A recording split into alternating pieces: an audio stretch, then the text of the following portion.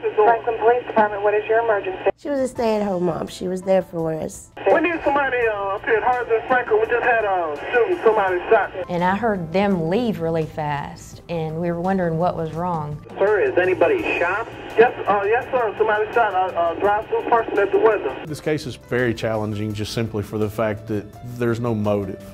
The person who has been shot, are they still at your location? Yes, ma'am. But the person who did the shooting is gone? Yeah. I want this case closed for Peggy and for her family. It's nice that people still remember her.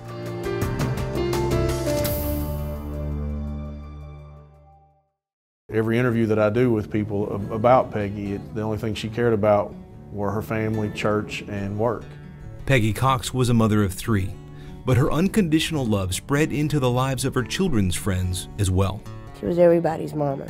When we went to the swimming pool, she was everybody's mama. If they needed change, they dug through her change purse for it.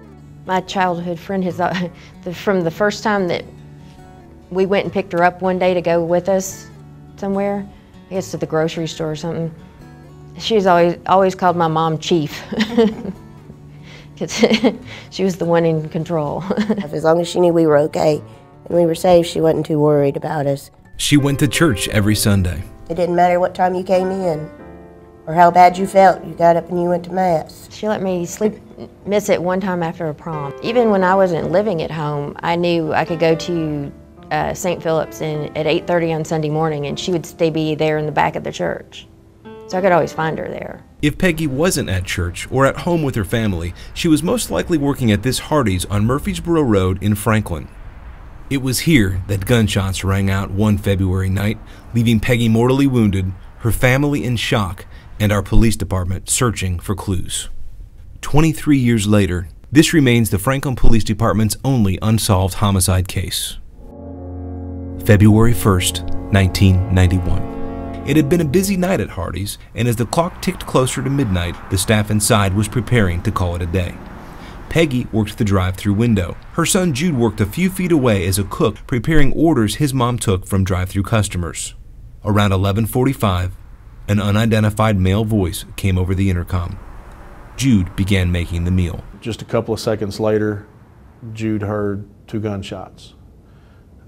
He immediately went to the ground, and he saw his mom fall into the floor from the drive-through area, and he crawled to his mother. Franklin Police Department, what is your emergency? We need somebody up here at Hards and Franklin. We just had a shooting, somebody shot. Where? Hardee's in Franklin. Hardee's in Franklin? 96 East? Right. Did you get the ambulance en route? No, ma'am, I just called the police.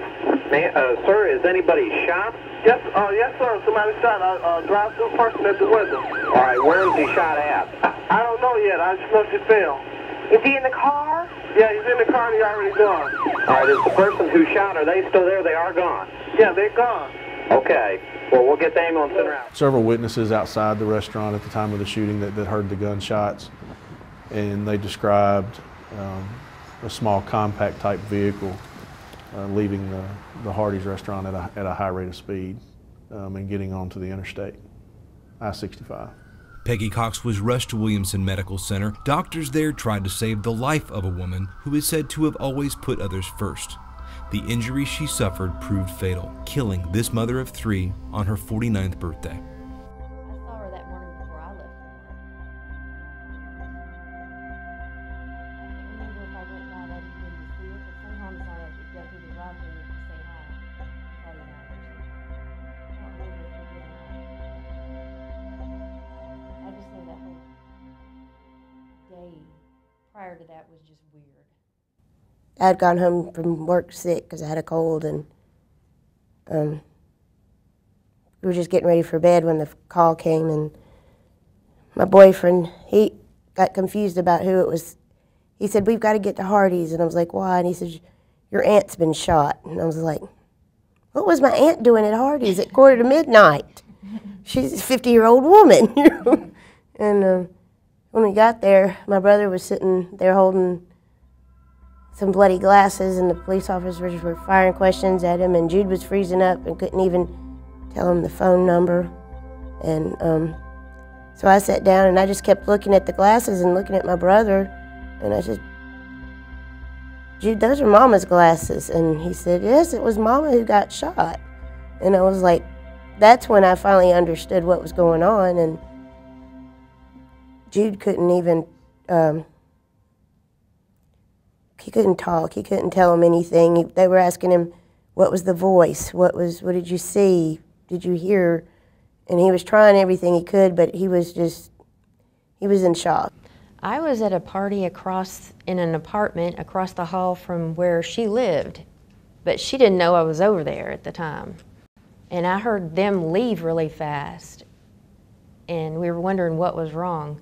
Although little is known about who murdered Peggy Cox, one thing is for sure. Her tragic death has saddened her family of co-workers, friends who affectionately called her Miss Peggy. This case is probably very challenging just simply for the fact that there's no motive.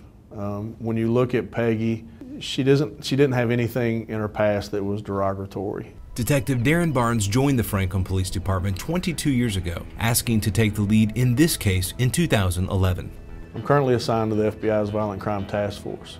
Because of my position with the task force, it opens new resources that are available to me, and these resources will bring us one step closer to solving this crime. Not only does he have the backing of FBI resources, Detective Barnes now has an open line of communication with members of the VDOC Society, an organization of dozens of internationally recognized experts in many different specialized facets of law enforcement. The society sees only 8 cases a year. Detective Barnes made a case to be heard, and he was. There were probably 65 members of the VDOC Society, and as soon as I finished giving the presentation, just about every hand went up in the room.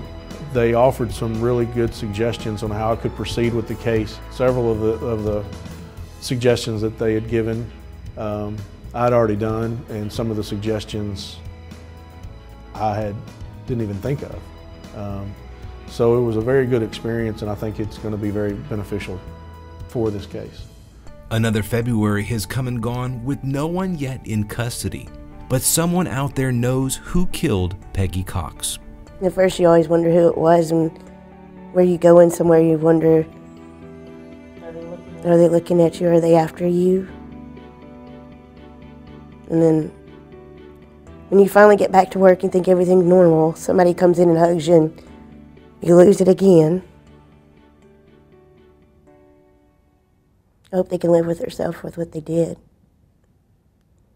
I have no idea what I'd say to him. I'd like to know, if it was an accident or if it was random, or, were they just meaning to shoot inside the store and accidentally shot her? Was it meant to hurt, to kill her? Was it just an accident? Was it because she jumped or something? Or because she knew who they were when they drove to the window? Questions Detective Barnes hopes to answer one day, to give Peggy Cox's family the closure they need. My message to Peggy Cox's killer is not to get too comfortable, because with each day that passes with this investigation, we get one step closer to solving it. And one day we will put you behind bars.